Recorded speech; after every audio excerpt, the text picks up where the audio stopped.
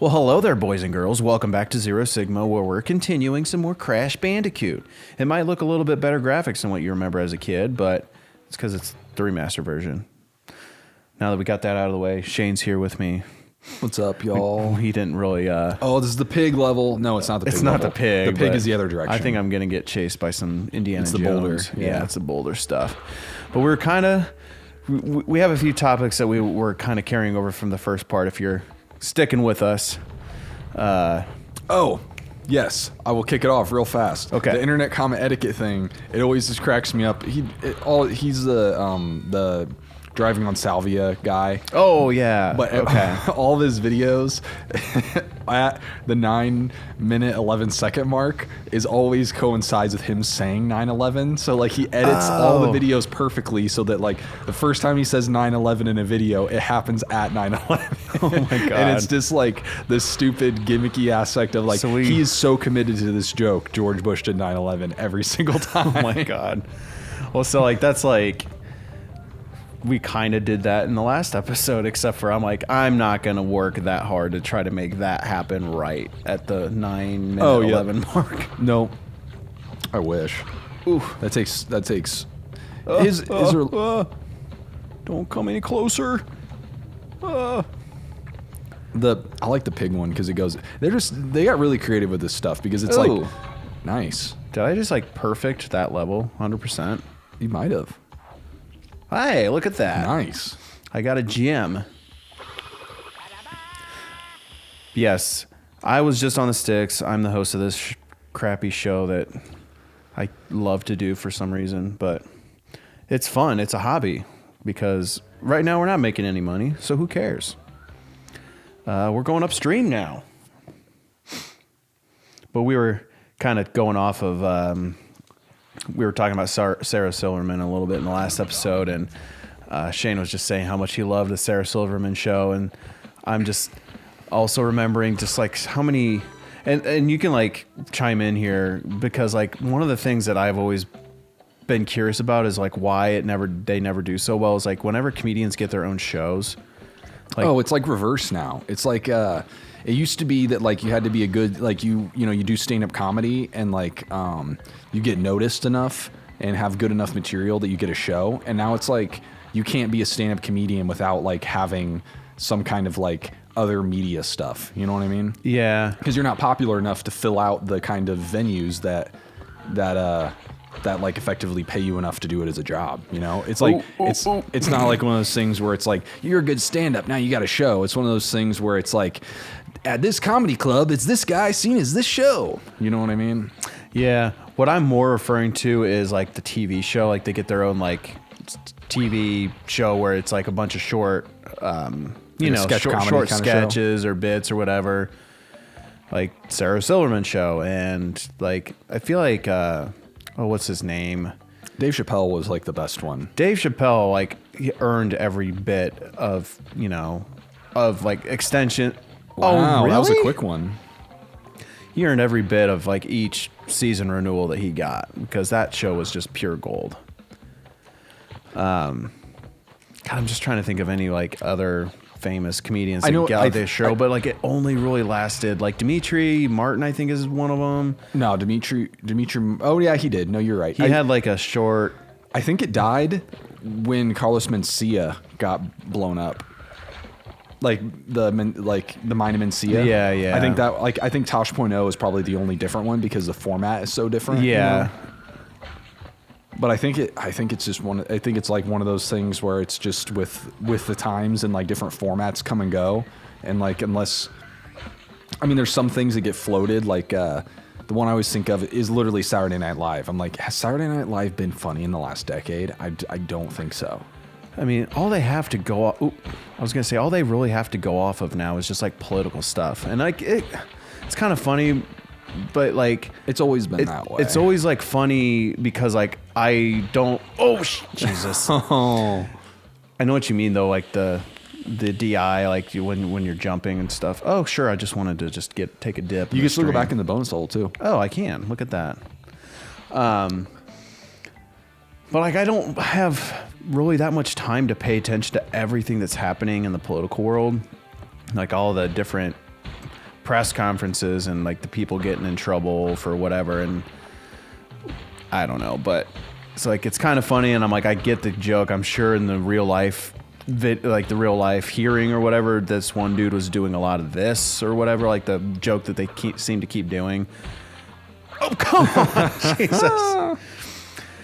But anyway, yeah, so I know what you mean. Like, I'm never like lining up to watch SNL or whatever. Like, it's on Hulu sometimes, and I'll watch some of the videos of like compilations or whatever. But that's about it. I think, and that's what I mean though. Is I feel like that show is floated in some ways. That like it doesn't have to do good to exist. Like late night shows. That's just like it's like cable based stuff where it's like something on YouTube. If your format sucks, no one will watch it. Right. Like, I mean, it didn't used to be exist. like that. That's why I had to buy these expensive ass microphones, because who would give a shit about my gaming channel if it sounded like we were in a echoey ass room? Well, even that though, that's even like, that's like a quality of life thing. But like in the sense of that, like we're doing this because we want to do this, and it exists because we want it to exist. But like Saturday Night Live only exists because cable TV demands that Saturday Night Live exist, because otherwise people have no reason to tune in to that channel literally at all. You know what I mean? Yeah. Like the same thing with like late night shows where I'm just like, who watches these shows? Oh, people that have cable, like old people that have cable that just have the TV on. Like, or people who like work third shift or something. Right, and they like, just have something on just because. And it's like, I don't think it's not popular in the same way that it used to be, where like it used to be like the event. It's almost like a live stream nowadays, where it's it's cable's live stream event. It's that like it's only on at this time. We're fighting Papu, by the way. Papu. And it first boss anyway. You know what I'm saying? Because like Twitch streamers are the same way, where it's like you get a crowd because you're going to go live at this time, and that's all that it is. And if you don't go watch them at this time, then you just don't see it. I'm trying to remember how to fight this guy. Oh! Do I have to jump on his head when he does that? I don't know. There's his butt crack. But the other guy that I just remembered was Nick Osterman, right? Is that the... Or Offerman? No. Yeah. Oh, Jesus. The perspective is goofy in this room. I thought I was jumping on his head, and I just jumped right in front of him. Yeah, you definitely got to knock the mask off. It seems like he's like... But he had like the little bits where he was like the cat, remember? Like, he's like, I want to put my litter in your box. I never watched that show. But like, that was my fear, because like whenever a comedian got their own TV show on like Comedy Central or something, I'm like, oh, it's just doomed. There we go. There you go. It's just like, I don't know why they just never did well. Oh, come on, I jumped. Because the show's not funny.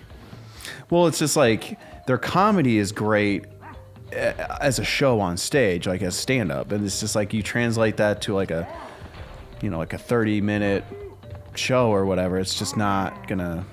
There's different timelines and there's different people involved too, because it's also like what I think why Chappelle's show did well is because it wasn't just Dave Chappelle doing stand-up stuff. It was Dave Chappelle and the other dude. Sure. What's his name? It gave me a Oogada. I'm spacing his name right now, but his Neil Brennan. It wasn't just Dave Chappelle like just doing like I had the stand-up idea and then I'm just gonna try to make it a sketch. It's like it was Neil Brennan and Dave Chappelle writing skits, and they're both great writers. Yeah, I just want to see if I can just jump on him all the time. Yep. Oh, I can. Okay, I don't have to wait for him to like get vulnerable or whatever. Okay. Because like some people are stronger as like a writing type thing or setting up situations, and some people are stronger feeding off a crowd. I feel like. Yeah. Like I win. Like. Yeah, because there's definitely some people that are like way better when you give them time to like make up a thing and then they come out and present the thing. Whereas some people, it's like, no, I'm just going to go out there totally cold and just ride the crowd. And some people do great doing that. What's this over here?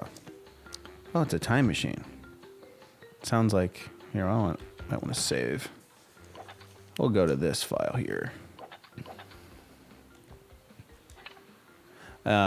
No, I know. It's just like you kind of feed off of the crowd, or sometimes there's a mood in the crowd and you kind of feed off of that. But then like it kind of goes back to what we were discussing, I think, in the first episode about like the charm of like having limitations and stuff. It kind of goes out the window if you just have limitless resources and you have a game that can be as good of graphics as you want, like a PS4 type thing. Right. But like if your sketches are predetermined, I guess I can give this back to you if you want to. Oh, I'll try. Yeah. But like if your sketches are like pre-written by writers and stuff, like you kind of lose that charm a little bit because everything's planned. And like when you have a stand-up show, you know, sure your set's planned and you have a way of going off of it, but like, you know, you're live, and so like different things, different variables can happen. Ooh. Whoops. No. Ooh. It's two different kinds of things, you know. It's like going to see a street performer that What's you know, that face for? that does a quick little like, I'm gonna do this amazing sunset sketch thing in 5 seconds versus like someone making like a little flip book movie or something, you know. It's like you know, like it's just different mediums, and it depends on how, you know, how successful you are at whatever medium you're doing. Because like the Ben Stiller show, that was actually decently funny.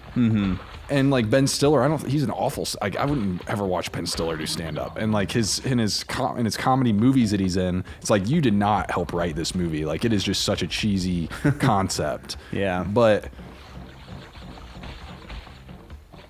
all different kinds. It was way up there. I keep finding stuff when I do my big jump. Yeah, you never know about where secrets are. That's the fun. Yeah, Ben Stiller. I mean, like, very specific type of comedy where he does well in. I mean, like, you know, he's always like the nerdy, uncool person in like, all his movies. Nope. I'm just wondering if you just hit it, or there you go. Yep. You have to like jump and instantly hit the spin button. Yep. Oh my god, I did not even see that. Whoops. But see, that's what I was worried about this game being too good of graphics, and it's like, is it going to take away from like the original fun of Crash Bandicoot? Because it's like it's too good, and I don't know. But so like they kept pretty true to the nature. It's just nice. Nailed it. That's why I can give it another shot. But Ukulele is another game. Did you ever hear about Ukulele? So I have it. I tried playing it. You just exploded yourself into a bunch of little bits. I was like, I'm just on a roll. I'm gonna nail it. But it's made by like the same team that did Banjo-Kazooie. Oh, okay. Essentially, I think most of the people are still there, but they just made this. It was an indie game, and it was a.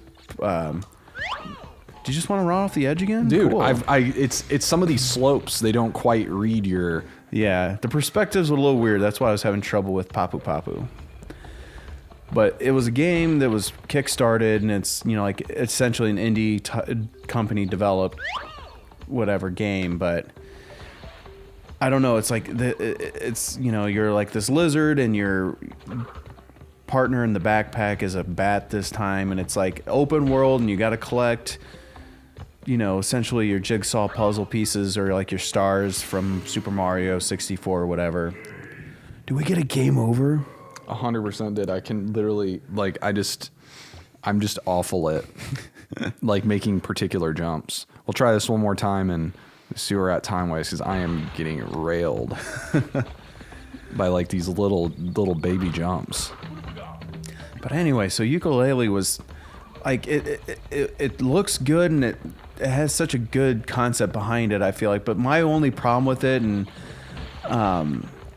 it's just like, I feel like the graphics are too good for that kind of game for me. I don't know. Like, it's like a weird opinion to have, but like when I want an exploratory game where there's challenges that kind of pop up, and you're like, oh, I want to do this, and I'll get a thing, right? I'll earn something.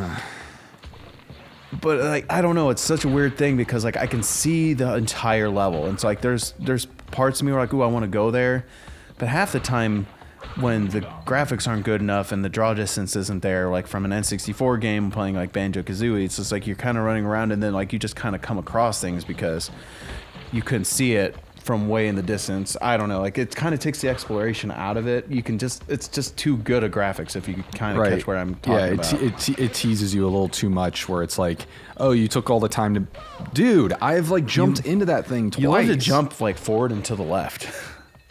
It's like it's the DI with this pad, I swear. And it's also Crash Bandicoot. Like they make it feels hard because it's the whole difficulty is in perspective. Well, because we're playing this a real way. We're using the D-pad on our PS4 controller. Damn it. Just because, like, I think, yeah, you can still get it. It's just Not the top one. You can get an extra life. You're gonna need that. But yeah, when this game came out, obviously there was no. I don't know if they called it the DualShock 2 at the PS1 time when the 2 joystick controller came out, because I don't know. I wasn't sure if it officially became the DualShock 2 when it was the PS2 controller, because it didn't change from that. They just made it black. But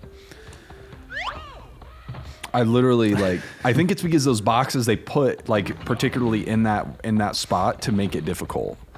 It's like that. It's like you're supposed to. You might be safe from the explosions if you like set them off and then just stand to the right. You have to get to the boxes first. Oh, but this is just like so frustrating. I'm gonna. Hey, look just what you did nail it. there. I know. I've noticed that you've knocked those guys and you get it every time. I might be calling this one without finishing the level because this is not gonna happen. I might take a crack at it depending on what happens up here.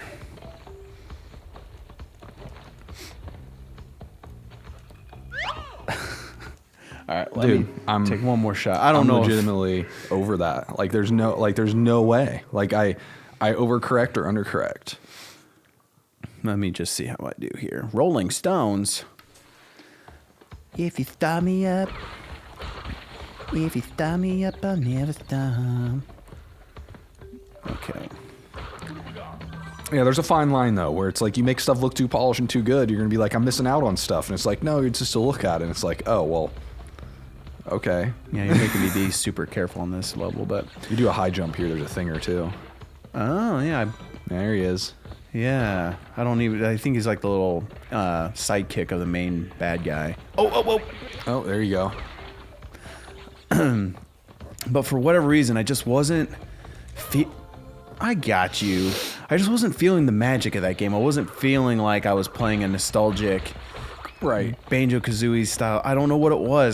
That's kind of like my only summation of that feeling. It's just like, I think it's like too good of graphics. Is that stupid to say or whatever? I don't know, but everything has to be its own thing. Like you try to be something else, if you try to be something else, you're kind of just like you're being a bad version of the thing that you're trying to be, you know?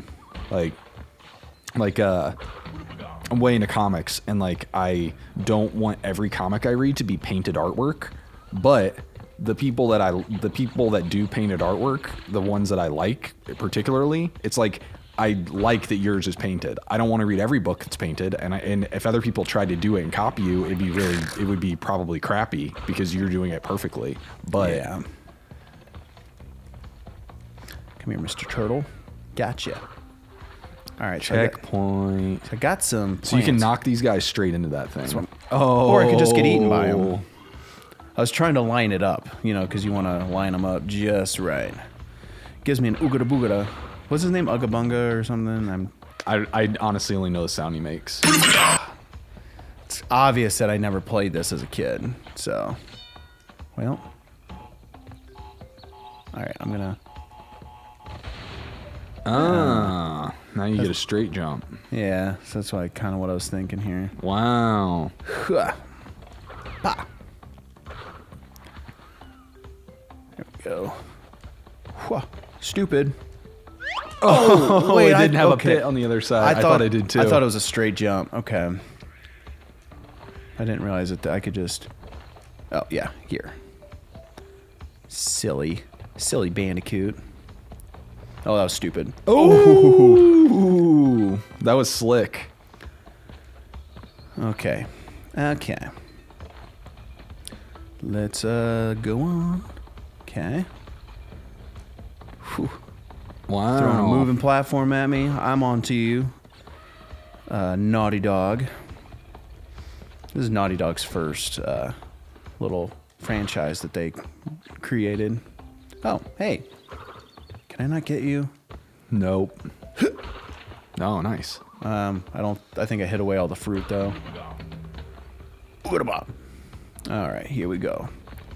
Oh, it's gonna go away. Do you see that? It kind of did a thing. They talk. Oh, Wait, he what? respawned. Freaking skunk. They respawned literally a second after. Oh God, I got one more shot here.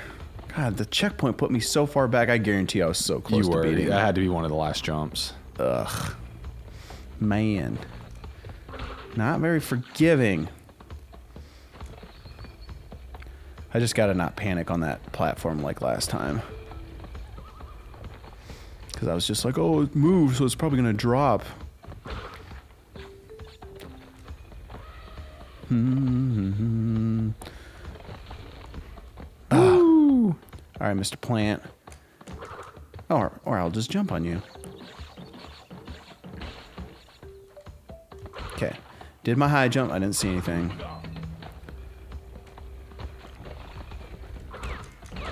Ooh. Oh, I think I... Yeah, oh, well, I get a bonus level.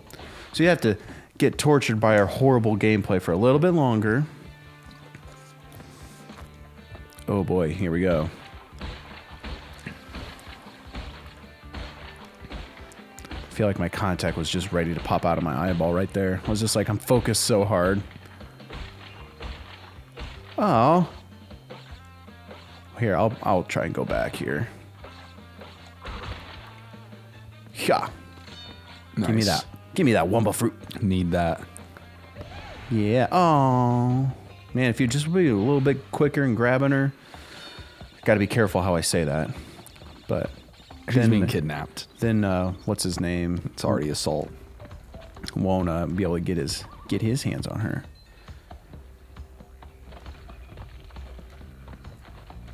Ooh. There we go. Watch out for the skunk. Oh, I hit the button. I so hit the button. I knew it was coming. I'm like, they trick you. That's the gotcha. They're so good at gotcha. I so hit the button. I'm sure the mic would have picked it up too. I just like so badly like, ooh. Nice. Oh. Oh wait, what does this mean? I get 2 of him? Oh, I need 3 of him. Mm-hmm. I wonder where that third one was. I don't know, but it seems like they hide them. Ooh. Seems like they hide those guys pretty good. Yeah. Hey, oh, look.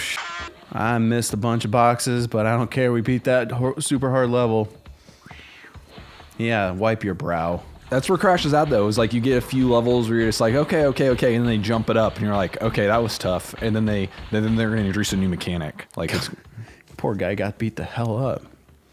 I don't know where I would have missed all those boxes, but I wonder if there were some secret areas that I totally missed. Oh man, well we had a lot to talk about, didn't we? I think it's a good time to wrap this up. If we want to play this later on, we can for sure pick it back up. But oh yeah, we'll definitely see how this one goes, and then because we can always play something else. We can finish a first world or see how it turns out. Especially with Crash, it's easy to hop on a few levels, listen to some commentary, see some cool stuff. Oh, for sure. All right, guys. Well, something different in the next episode of Zero Sigma. Catch you next time. Bye. Take it easy.